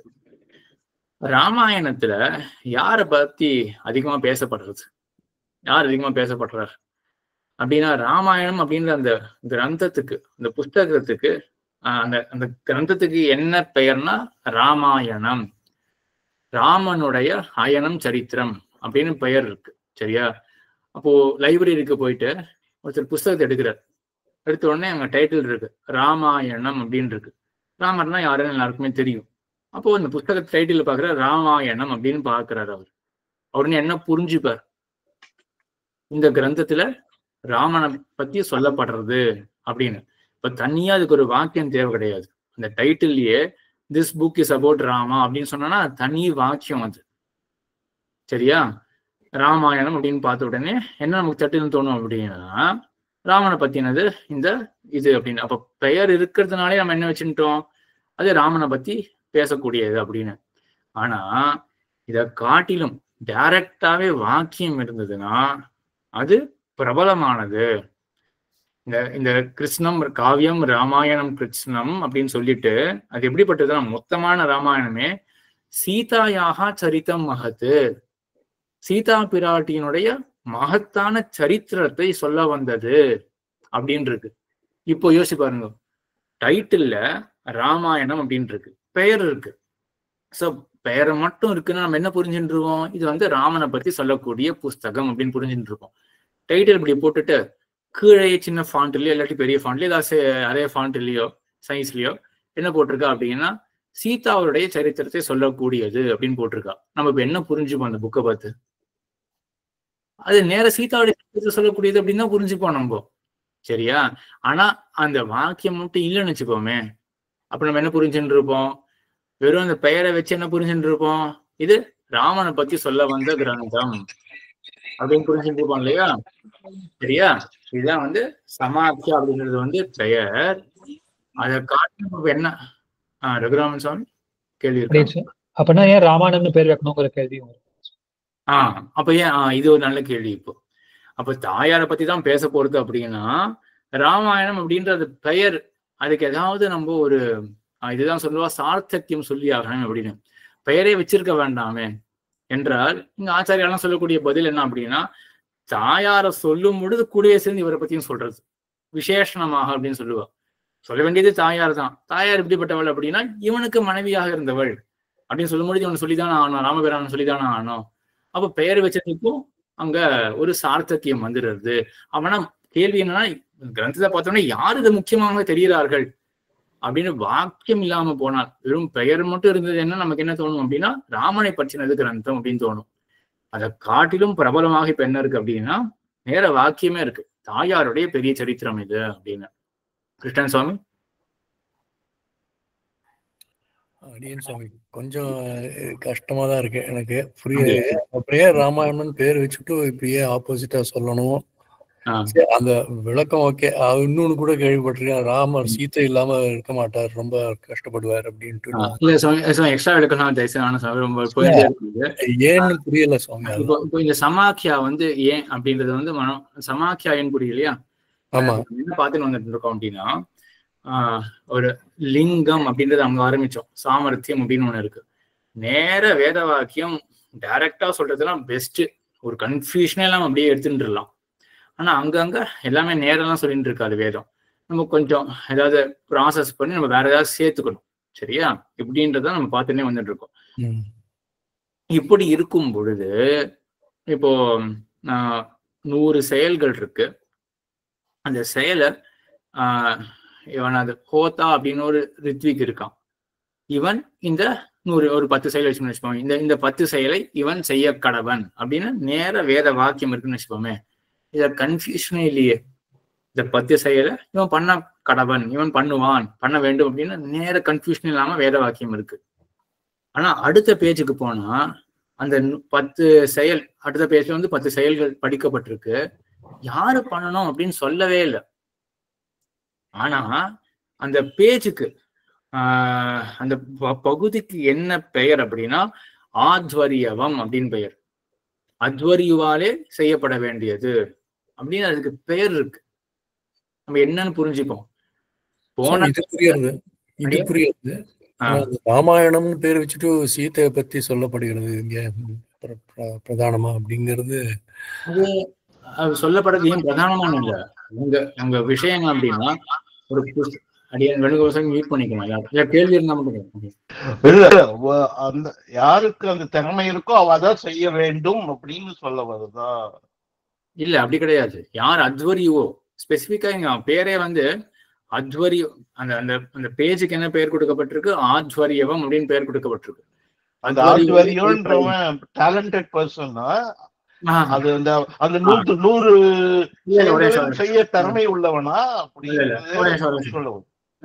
அத்வரியு அப்படின்றவன் வந்து அந்த இதுல ஒரு யாகம் இருந்தா ஹோதா அத்வரியுஹு உத்காத்தா அப்படின்னு ஒரு 16 பேர் அந்த ஸ்தானத்துல நியமிக்கப்படுவார்கள்.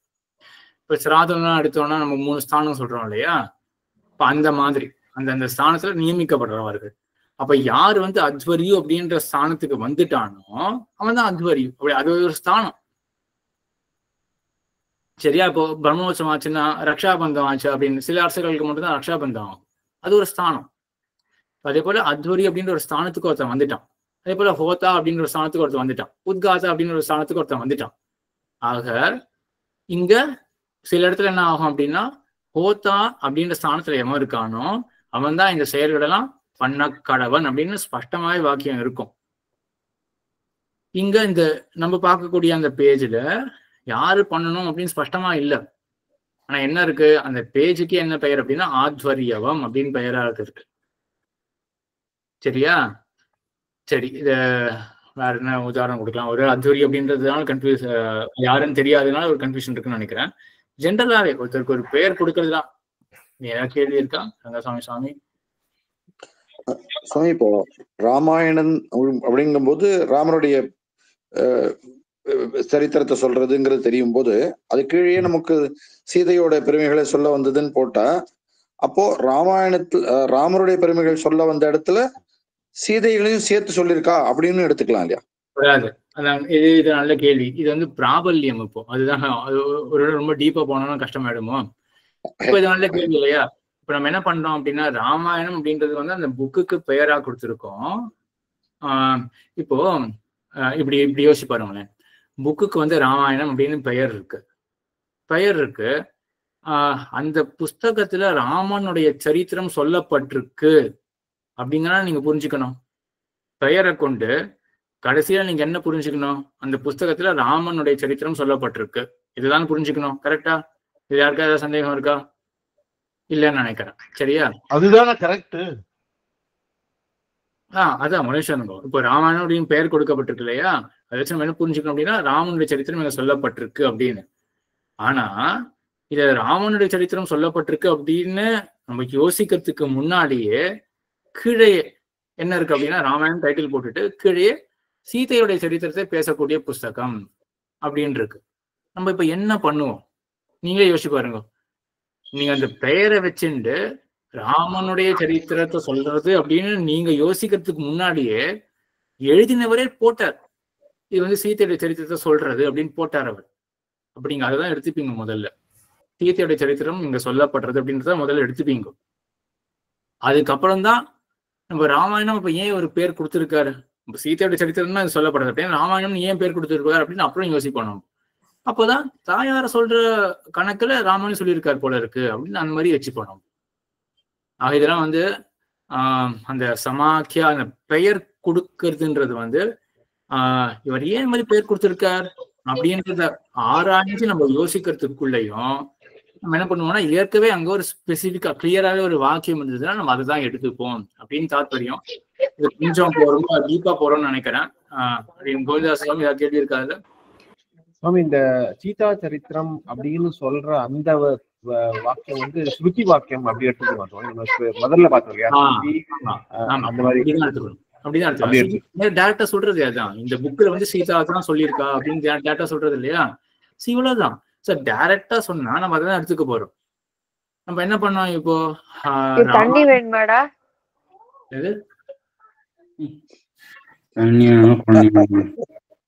இது வந்து டைரக்டா இருக்கிறது அப்படின்றது ராமாயணம் அப்படின்னு பேர் கொடுக்கப்பட்டிருக்கிறதுனால நம்ம வந்து இது ஏதோ இம்ப்ளை பண்ண பாக்குறாரு அப்படின்னு நம்ம கொஞ்சம் எக்ஸ்ட்ராவா எக்ஸ்டெண்ட் பண்றோம் இல்லையா? அதை காட்டு நம்ம டைரக்டா சொல்றது பிரபலம் அப்படின்றத நம்ம போறோம். சம்பத்குமார் சுவாமி ஏதாவது கேள்வி இருக்கா?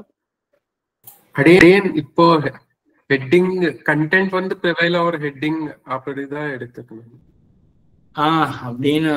சரி, அப்படி கூட வச்சுக்கலாம். கண்டென்ட்டுடைய எக்ஸ்பிளனேஷன் அது பிரபலமா இல்லாட்டி வேறு ஹெட்டிங் பிரபலமா அப்படின்னா வச்சுப்போமே. நம்மளே யோசிச்சு பார்ப்போமே. கண்டென்ட்டுடைய எக்ஸ்பிளனேஷன் அவனே கொடுத்துருக்கான், என்ன இருக்கு கண்டென்ட் அப்படின்னு ஒரு ப்ரீஃப் அவன் கொடுத்துருக்கான். அதை நம்ம பார்ப்போமா இல்லாட்டி அதோடைய டைட்டில் ஒன்று இருக்கு அப்படின்றத மட்டும் நம்ம பார்ப்போமா? சரி, டைட்டில் வச்சு நம்மளே புரிஞ்சுக்க வேண்டியது. இது ஹெட்டிங் வந்து அது எக்ஸ்பிளனேஷன் இருந்ததுன்னா அதெல்லாம் நம்ம எடுத்துப்போம் அப்படின்றது தான். இதுக்கு மேல வந்து ஒன்றும் தேவைன்னு ரொம்ப அழகான ஒரு விஷயம் இருக்கு. ஆனா டைம் ஆயிடுச்சு, அது இப்போ பார்க்க முடியாது. கண்டென்ட் இல்லைன்னா நம்ம ஹெட்டிங்கை வச்சே புரிஞ்சுப்போம். கண்டென்ட் இருந்தா we will go by content. Correct, வச்சுக்கலாம். ஆனா திருவேங்கடம், ரமேஷ் பாபு, திருமணம் இருக்கீங்களா? யாரு கேள்வி கேட்டாலும் இதுக்கு வந்துருங்க, வீடியோல வந்துருங்க. ராமாயணம்ன்றது நமக்கு தெரியறதுனால ராமரை பத்தி சொல்ல வந்ததுன்னு நம்ம எல்லாரும் உடனே புரிஞ்சுப்போம். சீதையின் சரித்திரத்தை சொல்ல வந்ததுன்னு போது ஆல்சோன்னு நினைச்சுக்கலாமா? அதை அப்படி கிடையாது. நீங்க வந்து ஏற்கனவே அவங்க மனசுல பதிஞ்சிருது. ராமாயணம் அப்படின்னா ராமனை பத்தி சொல்ல வந்துருது அப்படின்றத மனசுல வச்சு பதிச்சிருந்ததுனால இப்படி நீங்க இந்த மாதிரி கேள்வி கேட்கறீங்க. பிளாங்கா வச்சுக்கோங்க. வரைக்கும் எல்லாத்தையும் அன்லேர்ன் பண்ணுங்க. நீங்க சம்பிரதாயத்தை முழுசா மறந்துட்டு இப்ப உங்களுக்கு வந்து புஸ்தகம் கையில கொடுக்குறான், ராமாயணம் அப்படின்னு ஒரு புஸ்தகத்தை கொடுக்குறான். என்ன ராமர் பத்தி மட்டும் தெரிஞ்சிருக்கு அப்படின்னு வச்சுப்போமே. ராமர் பத்தி தெரிஞ்சுக்கணும், ராமாயணத்தை விஷயம் தெரிஞ்சுக்கணும், அது சரிதான். ஆனா அந்த மாதிரி ஒரு சுச்சுவேஷன் யோசிச்சு பாருங்க. ராமர் உங்களுக்கு தெரியும், ராமாயணம் அப்படின்னு ஒரு டைட்டில் கொண்ட ஒரு புஸ்தகத்தை கொடுக்குறான். உங்களுக்கு என்ன தோணும்? இல்ல இப்படி வச்சுப்போமே, ஒரு லைப்ரரிக்கு போறீங்க, ஆழ்வார் வைபவம் அப்படின்னு ஒண்ணு இருக்கு. சுலபமா இதுவும் சுலபமா இருக்குன்னு நினைக்கிறேன் இந்த எக்ஸாம்பிள். ஒரு லைப்ரரி போறீங்க, எல்லாரும் மியூட் பண்ணிக்கணும். ஆழ்வார்கள் வைபவம் அப்படின்னு புஸ்தகத்தை பாக்குறோம். டைட்டில் மட்டும் பார்த்தா நமக்கு என்ன தோணும்? இங்க டைட்டில் கொடுக்கப்பட்டிருக்கிறபடினாலேயே இங்க 10 ஆழ்வார்கள், 10 12 ஆழ்வார்களுடைய வைபவம் பேசப்பட போறது அப்படின்னு தோணும் இல்லையா? ஆனா ஆழ்வார்கள் வைபவம் அப்படின்னு போட்டுட்டு உடையவருடைய வரலாறை பேசக்கூடிய கிரந்தம் இது அப்படின்னு கீழே இருக்கு அப்படின்னு வச்சுப்போமே. நம்ம என்னன்னு யோசிப்போம்? நம்ம சிம்பிளா இருக்கு. இது நல்ல எக்ஸாம்பிள் தோன்றது. ஆழ்வார்கள் வைபவம் டைட்டில் இருக்கு, கீழே வந்து உடையவருடைய வைபவத்தை பேசக்கூடிய கிரந்தம் இது அப்படின்னு அவரே போட்டார், டைரக்டா போட்டார். அதுக்கப்புறம் நம்ம என்ன யோசிப்போம்? நம்ம தெரிஞ்சுட்டுருவோம் உடையரை பத்தி தான் பேசப்படுறது இந்த கிரந்தத்துல அப்படின்னு. அதுக்கப்புறம் யோசிப்போம், அப்ப ஏன் ஆழ்வார் வைபவம் ஏன் போடணும் அப்படின்னு யோசிப்போம் இல்லையா? அப்போ ஒருவேளை இதுதான் கிட்டத்தட்ட ராமானுஜன் விட்டு அது மாதிரிதான் அது. அங்க உடையருடைய வைபவம் சொல்லணும். ஆனா எப்படி சொல்றார்? மாறன் அடிப்பணிந்து வைந்தவன், அப்புறம் வந்து குறைல் பிரான் அடிக்கு வில்லாத அன்பன் அப்படின்னு ஆழ்வாரை வச்சுட்டே எம்பெருமானாரை சொல்றாரு இல்லையா? அந்த மாதிரி அப்படின்னு புரிஞ்சுன்றோம் இல்லையா? சோ கடைசியில இது சொல்றது வந்து எம்பெருமானார் தான் ஆழ்வார் வழியாக எம்பெருமானாரை சொல்றது அப்படின்ற இது ஒரு ஆப்டான எக்ஸாம்பிள்னு தோன்றது. ஆக பேர இப்போ மட்டும் அந்த உடையவரை சொன்ன புஸ்தகம் இது அப்படின்றது மட்டும் அந்த வாக்கியம் இல்லைன்னு வச்சுப்போம். அப்ப நம்ம என்ன பண்ணுவோம்? பெயரை கொண்டு நம்ம என்ன புரிஞ்சுட்டு இருப்போம்? இந்த புஸ்தகத்துல ஆழ்வார் சொல்லப்படுறார் அப்படின்னு புரிஞ்சுட்டு இருவோம் இல்லையா? அதுதான் வந்து சமாக்கியா அப்படின்றது. சரி, அடியேன் ரொம்ப டைம் ஆயிடுச்சு. கிருஷ்ணன் சாமி கொஞ்சம் டயர்டா இருக்கு சாமி. என்ன சந்தேகம் இல்லை? சாந்தி மாமி? இல்ல சுவாமி, பரவாயில்ல, புரிஞ்சுது, இப்ப நன்னா புரிஞ்சுது. அடியேன் சாந்தி மாமி ஏதாவது கேள்வி இருக்கா? அடியேன் சுவாமி, பத்ரி நான் அம்மாவோட இதுலதான் ஒன்னாதான் இருக்கும். அந்த இந்த ராமாயணம் அந்த இது சொன்ன அப்ப இந்த 2 எக்ஸாம்பிள் சொன்னேன். அப்போ இப்ப எனக்கு ராமாயணம்ங்கிற வார்த்தைக்கு அர்த்தமே தெரியலன்னா அந்த எக்ஸ்பிளனேஷன் மட்டும் தான் நான் எடுத்துப்பேன். இப்ப அந்த ஆழ்வார்கள் வைபவம் எனக்கு ராமாயணங்கிற வார்த்தைக்கு அர்த்தம் தெரிஞ்சிருக்குன்னா நான் இதுவா அதுவா சோ எனக்கு அர்த்தமே தெரியல அப்படிங்கிற மாதிரிதான் அதை நம்ம எடுத்துக்கணுமா சுவாமி? அப்படி தேவை கிடையாது, அப்படி கிடையாது. இப்ப ராமாயணம் அப்படின்றது ஆயனம்னா யாருக்குமே தெரியலன்னு வச்சுப்போமே. ராமா அப்படின்றது ஒரு பதம் இருக்கு, அது மட்டும் கேள்விப்பட்டிருக்கோம். ஆனா ராமாயணம்ன்றது எப்படி பிரிக்கணும் அப்படின்றது கூட நமக்கு தெரியல அப்படின்னு வச்சுப்போமே. அப்ப நம்மளுக்கு ஒண்ணுமே தோணாது. ராமாயணம் அப்படின்ற சொல்லுக்கு ராமனுடைய அயனம், அவனுடைய சரித்திரம் அப்படின்றதுதான் நமக்கு அர்த்தம் இருந்தாதான் அதுக்கு அடுத்த ஸ்டெப்பா நம்ம யோசிப்போம். அப்ப ஏன் இந்த புஸ்தகத்துக்கு ராமாயணம் அப்படின்னு பேர் கொடுத்துருக்கா? அப்ப இந்த புஸ்தகத்துல ராமனுடைய சரித்திரம் பேசப்பட்டிருக்கலாமே அப்படின்னு. ராமாயணம்ன்ற சொல்லுக்கு அர்த்தமே தெரியல அப்படின்னா நம்ம அடுத்த ஸ்டெப்புக்கே போக மாட்டோம். இப்போ ஃபுல் அண்ட் ஃபுல் நம்ம அந்த 2வது லைன் இருக்கு இல்லையா, சீதாவுடைய சரித்திரம் பேசப்படுறது அப்படின்றதுல மட்டும்தான் நம்மளுடைய அதுலேருந்து நம்ம புரிஞ்சுருவோம் கிரந்தத்துல சீதாவுடைய சரித்திரம் இருக்கு அப்படின்னு. சரி, இப்ப ராமாயணம் அப்படின்ற சொல்லுக்கு அர்த்தம் தெரிஞ்சிருக்கு அப்படின்னு வச்சுப்போமே. தெரிஞ்சிருந்தாலும் நமக்கு ஒரு அடுத்த ஸ்டெப் இருக்கே. ராமாயணம் அப்படின்ற சொல்லுக்கு எனக்கு அர்த்தம் தெரியும். என்ன சொல்லு, அந்த சொல்லுக்கு என்ன அர்த்தம் அப்படின்னா ராமனுடைய சரித்திரம் அப்படின்றது அர்த்தம். அப்போ இந்த புஸ்தகத்துக்கு ராமாயணம்னு பேர் வச்சிருக்கா, ஆகையினால இந்த புஸ்தகத்துல ராமனுடைய சரித்திரம் பேசப்படுகின்றது அப்படின்னு நம்ம இவ்வளவு யோசிக்க வேண்டியிருக்கு. இவ்வளவு யோசிக்கிறதுக்கு முன்னாடியே அங்கேயே கிளியரா இது சீதா சரித்திரத்தை பேசக்கூடிய புஸ்தகம்னு அவனே கிளியரா கொடுத்துட்டான்னு வச்சுப்போமே. அவனை சொல்றது அந்த எவன் பப்ளிஷ் பண்றானோ அவனே கிளியரா கொடுத்துட்டான் அப்படின்னு வச்சுப்போமே. அப்புறம் நம்ம யோசிக்கவே மாட்டோம்ல மேற்கொண்டு, நமக்கு தான் தெரிஞ்சு போயிருத்தே அப்படின்றதாக. ராமாயணம் அப்படின்ற சப்தத்துக்கு அர்த்தமே தெரியல அப்படின்னா அந்த டிஸ்கஷன்ல இப்ப நம்ம இல்லை. சப்தத்துக்கு அர்த்தம் தெரிஞ்சுன்னு இருக்கோம், ஆனாலும் அதை வச்சுட்டு அடுத்த ஸ்டெப்புக்கு நம்ம ப்ரொசீட் பண்ண மாட்டோம் அப்படின்றதுதான். ஆக்சுவலா கொஞ்சம் ரொம்ப கஷ்டமானது. மீமாம்சையில கடைசியில சொல்ல வேண்டியது இப்படியே சொல்லிட்டேனோன்னு தோன்றது. உங்களுக்கு இன்ட்ரெஸ்ட கொடுக்கறதுக்காக சொல்ல போக ஒருவேளை ரொம்ப ஹெவியா இது பண்ணிட்டேன்னு நினைக்கிறேன். விஷயத்த ரொம்ப இதுவா சொல்லிட்டேன்னு நினைக்கிறேன்.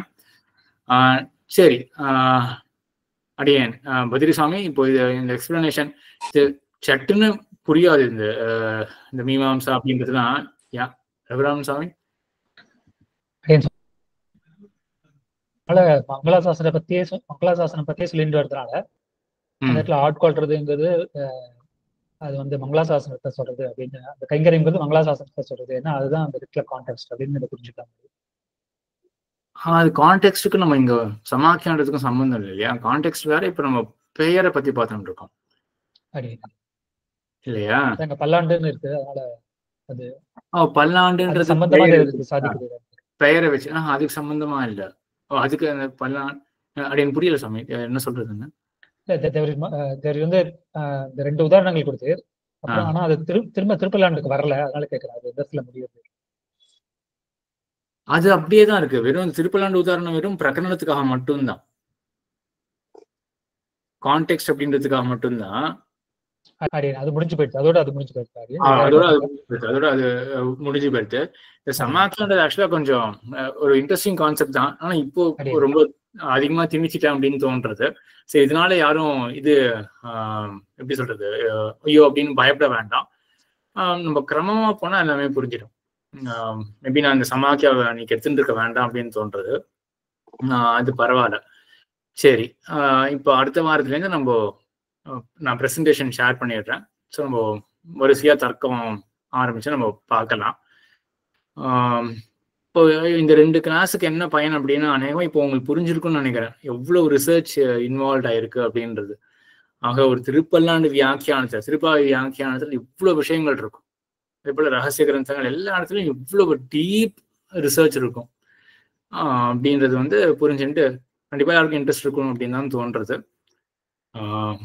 சரி, அடுத்த கீதா மாமி. இல்ல இப்ப எல்லா இந்த பிரகரணம் சமாக்கியம் எல்லாம் சொன்னேன். இந்த ஸ்தானம்ங்கிறது அந்த அர்ச்சகர் எக்ஸாம்பிள் தான். இல்ல ஸ்தானம்ன்றது நான் சொல்லல, அது கொஞ்சம் சரி. சரி, அப்ப என்ன தெரியுதுன்னா எல்லாரும் நோட்ஸ் எடுத்துட்டு இருக்கான்னு தெரியுது. ஸோ ஸ்தானம் நான் நடுவில் ஒன்று சொன்னேன் அப்படின்றது நல்லது கீதா மாமி. ஸோ அதை நல்லா உன்னிப்பா கவனிக்கிறீங்க. ஆண்டி ரகுராமன் சாமி. வியாக்கியானத்தை கொடுத்து அதன் மூலமா இதை கனெக்ட் பண்றது ரொம்ப உபயோகமா இருக்கு, சுலபமா ரிலேட் பண்ணிக்க முடியும். நடிகன் இது நம்ம தர்க்கம் கொஞ்சம் பார்க்க ஆரம்பிச்சாலும் நமக்கு இன்னும் நம்ம ஒரு வைஷத்தியம் அப்படின்னு சொல்லுவா. கிளியரா நான் யோசிக்கிறதுக்கு நமக்கு ஒரு சாமகிரி ஒரு அது குரூப்பா நமக்கு அந்த அந்த யோசிக்கிறதுக்கு நமக்கு குரூப்பா இருக்கும். சரி, அடுத்த வாரத்துக்குள்ள நான் இதை ஷேர் பண்ணிடுறேன். நம்ம அடுத்த வாரம் தர்க்கம் ஆரம்பிச்சிடலாம். சரி, இதோட இருக்கட்டும். அடியே ஸ்ரீமதி நமஹ. அடியேன் சுவாமி. அடியேன்